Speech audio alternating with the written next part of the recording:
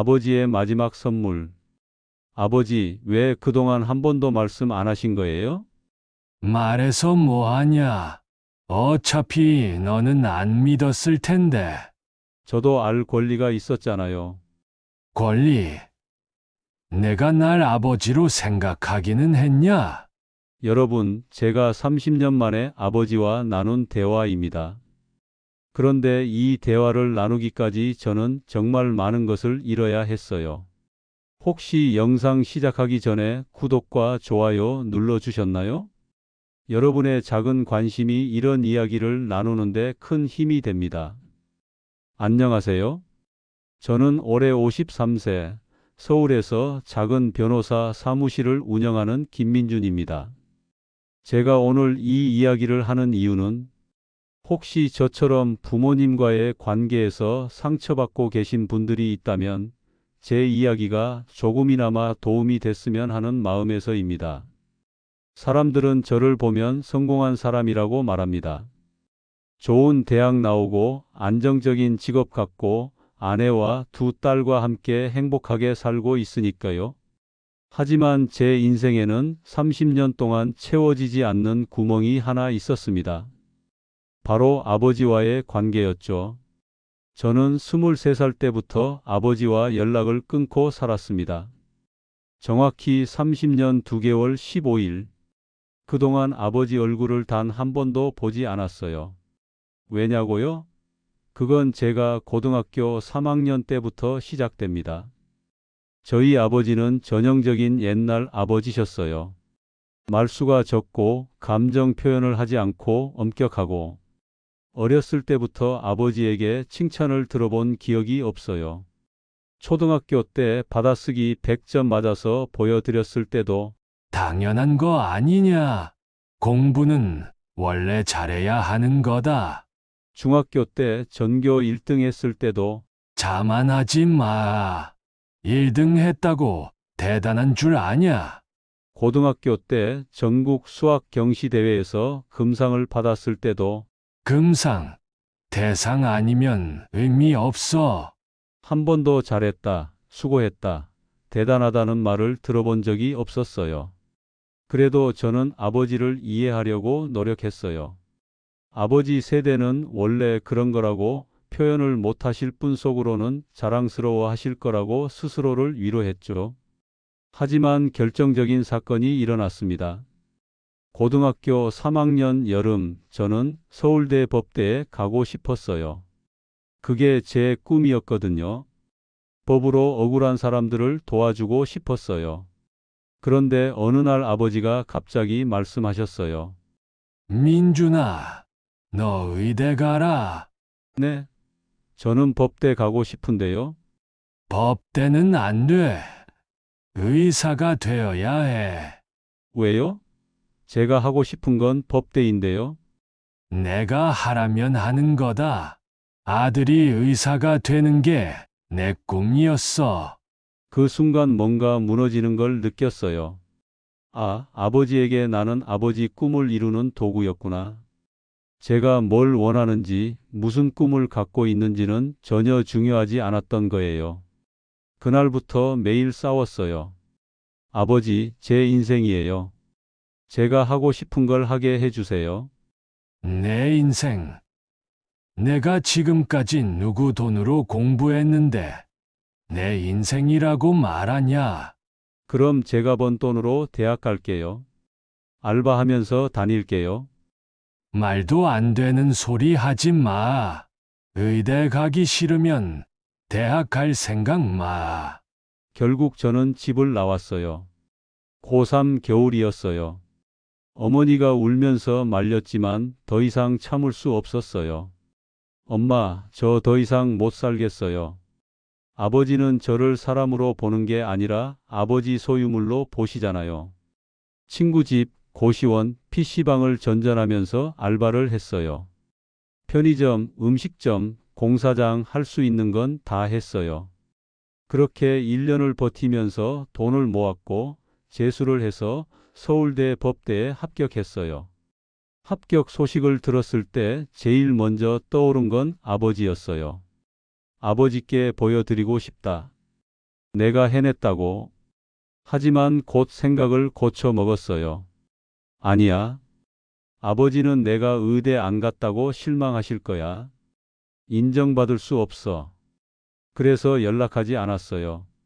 대학 입학식 날도, 졸업식 날도, 사법고시에 합격했을 때도, 결혼했을 때도, 어머니가 몇 번이나 중간에서 연락하라고 하셨지만 전부 거절했어요. 엄마, 아버지가 먼저 사과하시기 전까지는 절대 안 만나요. 그렇게 30년이 흘렀습니다.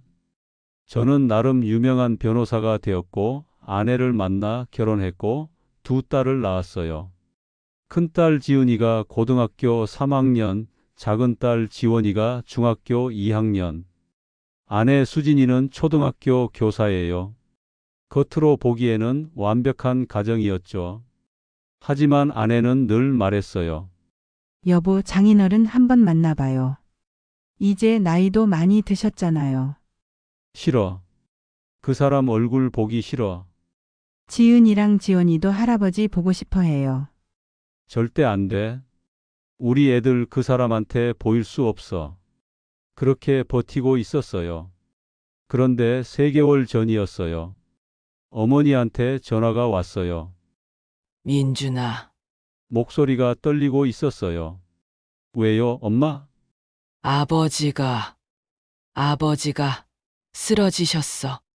심장이 철렁 내려앉았어요. 뭐라고요? 췌장암이래. 말기래. 그 순간 온 세상이 멈춘 것 같았어요.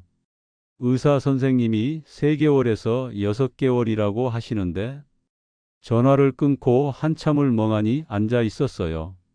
아버지가 죽어가고 계신다는 사실이 실감이 나지 않았어요. 30년 동안 미워했고 원망했고 존재 자체를 지우려고 했던 그 사람이 이제 곧 이 세상에서 사라진다니. 아내가 조심스럽게 물어봤어요. 여보, 병원 가볼 거예요. 모르겠어. 생각 좀 해볼게. 사실 마음은 복잡했어요. 한편으로는 죽어도 안 만나겠다는 생각과 다른 한편으로는 이게 마지막 기회일지도 모른다는 생각이 싸우고 있었어요. 결국 아무것도 하지 못한 채 일주일이 지났어요. 그러던 어느 날 큰딸 지은이가 제 방으로 들어왔어요. 아빠, 나 할아버지 보고 싶어. 지은아, 나 한 번도 할아버지 못 봤잖아. 엄마한테 들었어. 할아버지 많이 편찮으시대. 지은아, 그건 아빠는 할아버지 싫을 수도 있어. 근데 나는 할아버지 보고 싶어. 한 번이라도 보고 싶어. 그 말을 듣고 가슴이 무너졌어요. 제가 아버지를 미워한다고 해서 제 딸들까지 할아버지를 모르고 살게 할 권리가 있을까요? 그날 밤 아내와 오랫동안 얘기했어요. 여보, 나 병원 갈까봐. 정말요? 응. 근데 용서하러 가는 건 아니야. 그냥 마지막이니까. 여보, 그것만으로도 충분해요. 다음 날 30년 만에 아버지가 계신 병원으로 향했어요. 차를 몰고 가는 내내 손이 떨렸어요. 병원 주차장에 차를 세우고도 한참을 못 내렸어요. 들어가야 하나 말아야 하나. 그때 핸드폰이 울렸어요. 어머니였어요. 민준아, 왔니? 네. 주차장에 있어요. 올라와. 807호야. 병원 로비를 지나 엘리베이터를 탔어요. 8층 버튼을 누르는데 손이 떨렸어요. 복도를 걸어가는데 다리에 힘이 없었어요. 807호 앞에서 한참을 서 있었어요. 노크를 해야 하나, 그냥 돌아가야 하나. 그때 문이 열렸어요. 어머니였어요. 민준아, 어머니는 30년 전보다 훨씬 늙어 계셨어요. 흰머리가 대부분이고 주름도 깊어졌어요. 엄마, 들어와. 아버지, 기다리고 계시. 병실로 들어갔어요. 그리고 침대에 누워 계신 아버지를 봤어요. 충격이었어요. 제 기억 속 아버지는 크고 강한 사람이었는데 지금 눈앞에 아버지는 너무 작고 여의어 계셨어요. 한때 90kg가 넘었던 몸무게가 이제는 50kg도 안 되어 보였어요. 아버지. 아버지가 천천히 고개를 돌렸어요. 우리 눈이 마주쳤어요. 30년 만에 한참을 서로 쳐다보기만 했어요. 아버지가 먼저 입을 여셨어요. 왔구나. 목소리가 너무 작고 약했어요. 네. 앉아라. 의자를 끌어당겨 앉았어요. 어색한 침묵이 흘렀어요. 뭐라고 말해야 할지 몰랐어요. 그동안 잘 살았냐? 네. 그럭저럭요. 변호사 한다며. 네. 결혼도 했고. 네. 딸 둘 있어요. 그래. 딸, 아버지 눈에 뭔가 스치고 지나갔어요. 또 침묵이 흘렀어요. 그때 제가 참지 못하고 물었어요. 아버지, 왜 부르셨어요? 아버지가 천천히 침대 옆 서랍을 열었어요. 그리고 낡은 스크랩북 하나를 꺼냈어요. 이거, 거다. 스크랩북을 받아들고 펼쳐봤어요. 그리고 충격을 받았어요. 거기에는 제 기사들이 가득했어요. 서울대 법대 합격 기사, 사법고시 합격자 명단, 변호사 개업 소식, 제가 맡았던 사건들의 신문 기사. 30년 동안의 제 인생이 그 안에 다 들어 있었어요. 이게 뭐예요? 내가 한 일들이다. 손이 떨렸어요. 아버지가 이걸 모으신 거예요? 아, 응, 왜요? 자랑스러워서. 그 순간 눈물이 핑 돌았어요. 자랑스럽다고요? 아, 응. 내가 하고 싶은 일 하면서 성공한 거 자랑스러웠어. 그럼 왜 그때 반대하신 거예요? 왜 의대 가라고 하신 거예요? 아버지가 한숨을 쉬었어요. 그건 내가 너무 무식해서였다. 무슨 말씀이세요? 나는 초등학교밖에 못 나왔어. 평생 공사판에서 막노동하면서 살았지. 저도 알고 있는 사실이었어요. 하지만 아버지 입에서 직접 듣는 건 처음이었어요. 그래서 항상 의사를 동경했어. 의사는 멋있잖아. 하얀 가운 입고 사람 살리고. 근데 법대는 뭔지 잘 모르겠더라고.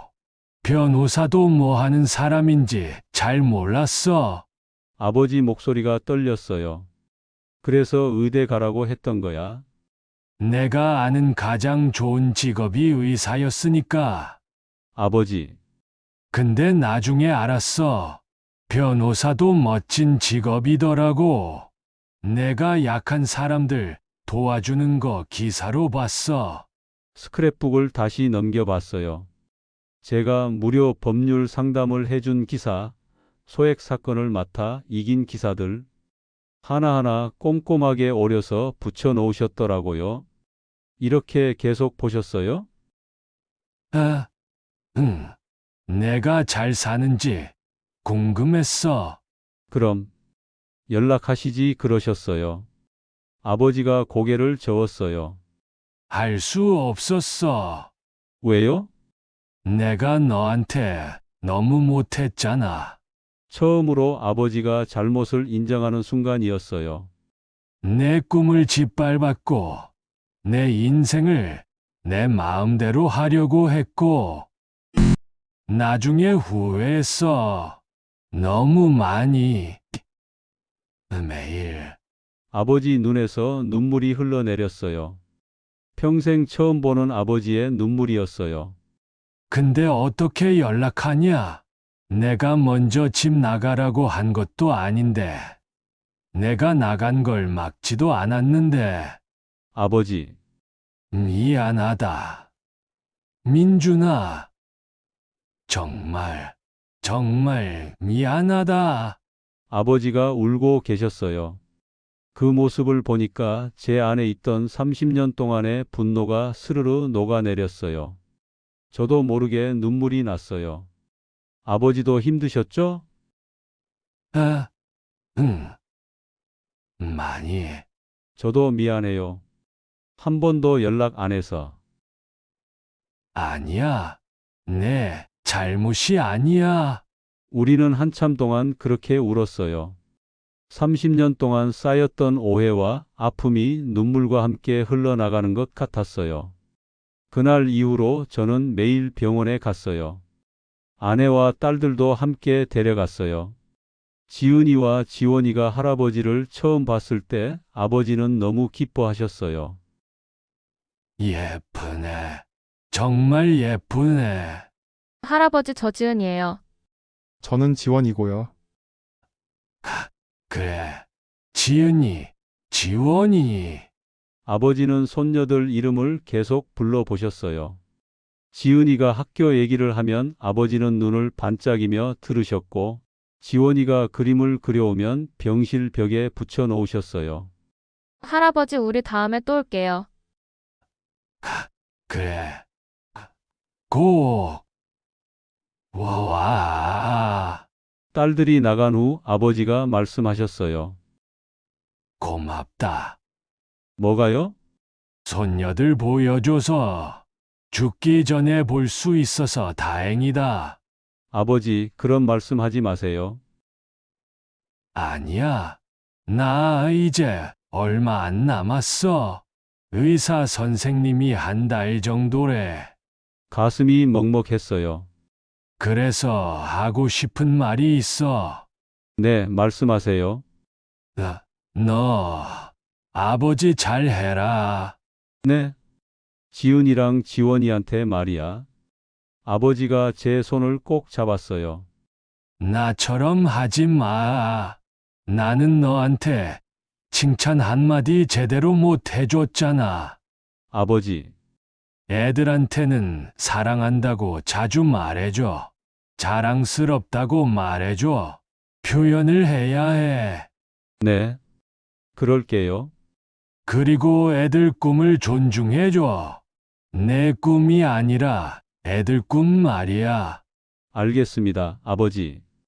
아버지가 미소를 지었어요. 넌 나보다 좋은 아버지가 될 거야. 벌써 훨씬 잘하고 있어. 그날 집에 돌아와서 딸들을 꼭 안아줬어요. 지은아, 지원아. 왜요, 아빠? 아빠가 사랑한다. 갑자기 왜 그래요? 그냥 말하고 싶어서. 알았어요. 저희도 사랑해요. 아내가 옆에서 미소 지으며 봤어요. 그 후로 한 달 동안 매일 병원에 갔어요. 아버지와 많은 이야기를 나눴어요. 아버지의 어린 시절 이야기, 어머니와 만난 이야기, 저를 키우며 힘들었던 이야기. 처음 듣는 이야기들이 많았어요. 아버지, 저 나오셨을 때 기분이 어떠셨어요? 세상에서 제일 행복했지. 저 아들이잖아. 정말요? 응. 너 처음 안았을 때 너무 작고 약해서 조심조심 안았던 기억이 나. 아버지도 그러셨어요? 당연하지. 아버지도 처음엔 다 서툴러. 그 이야기를 듣는 순간 깨달았어요. 아버지도 완벽한 사람이 아니었다는 걸, 그냥 서툰 방법으로 자식을 사랑했던 한 사람이었다는 걸. 한 달 후 아버지는 많이 약해지셨어요. 이제는 거의 말씀도 못 하시고 누워만 계셨어요. 어느 날 새벽 어머니한테 전화가 왔어요. 민준아, 빨리 와. 아버지가. 급하게 병원으로 달려갔어요. 중환자실 앞에 어머니가 앉아 계셨어요. 엄마, 민준아, 의사 선생님이 오늘 내일이래. 중환자실로 들어갔어요. 아버지는 산소 마스크를 쓰고 계셨어요. 제가 손을 잡자 아버지가 천천히 눈을 뜨셨어요. 아버지. 아버지 입이 움직였어요. 소리는 거의 안 들렸지만 입모양으로 알 수 있었어요. 사랑한다. 저도 사랑해요, 아버지. 미안하고 고맙다. 아니에요. 제가 더 미안하고 감사해요. 아버지가 희미하게 미소를 지으셨어요. 그리고 천천히 눈을 감으셨어요. 모니터에 삐 소리가 길게 울렸어요. 아버지, 아버지. 의료진이 달려왔지만 이미 늦었어요. 아버지는 그렇게 가셨습니다. 장례식에는 많은 사람들이 왔어요.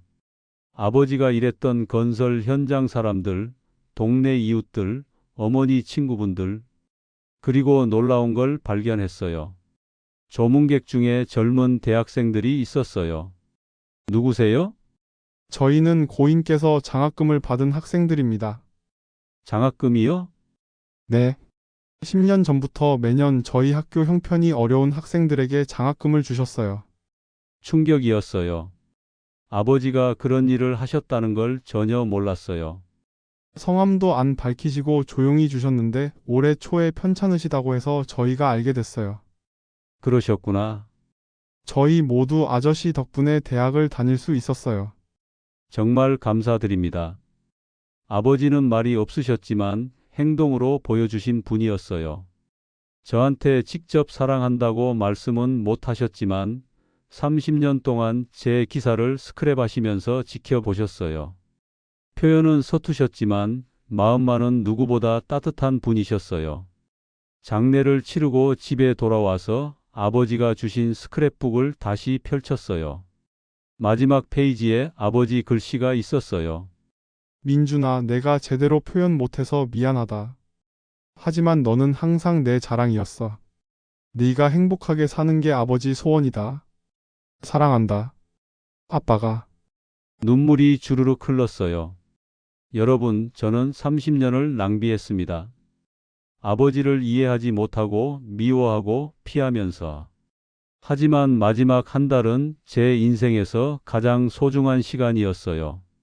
그때서야 알았어요. 부모님도 완벽하지 않다는 걸, 그저 서툰 방법으로 자식을 사랑하는 사람들이라는 걸. 만약 지금 부모님과 불편한 관계에 있으시다면 너무 오래 기다리지 마세요. 후회는 항상 늦게 찾아옵니다. 저는 다행히 마지막 한 달이라도 함께할 수 있었지만 그 30년은 돌아오지 않습니다. 지금 제 딸들에게는 아버지가 해주지 못한 말들을 매일 해주고 있어요.